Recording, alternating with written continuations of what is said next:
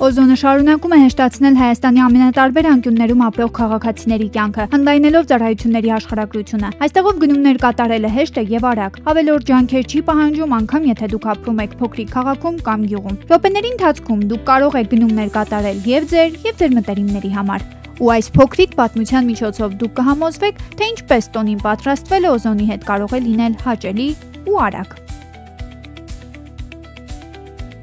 Այստեղ հերոսներին միավորում է պապիկի ու տատիկի ոսկե հարսանիքը։ Նրանք իրենց որդի Արամին, եղբորը, աղջիկներ Լիլիթին ու Անուշին, թոռնուհու Անահիտին հրավիրում են իրենց ոսկե հարսանիքին։ Ամենագլխավորը նվերների ընտրության հարցն է։ Գավառում ապրող Արամը ժամանակ չկորցնելով որոշում է Օզոնում փնտրել, քանի որ այդ մարքեթ-փլեյսում ցանկացած առիթի համար նվեր միշտ կա։ Արագ է կողմնորոշվում ձեռագործ գեղեցիկ ֆոտոալբոմի վրա է ընտրությունը կանգնում։ Իսկ խանութ գնալու երկար փնտրելու կարիք էլ չկա, րոպեների ընթացքում է ձևակերպում առաքումը։ Հաշված ընթացքում ֆոտոալբոմն արդեն Արամի մոտ էր։ Պատմության հերոսներից մեկն էլ մանղալ է պատվիրում պապիկի համար, վստահ լինելով, որ նա անպայման հավանելու է։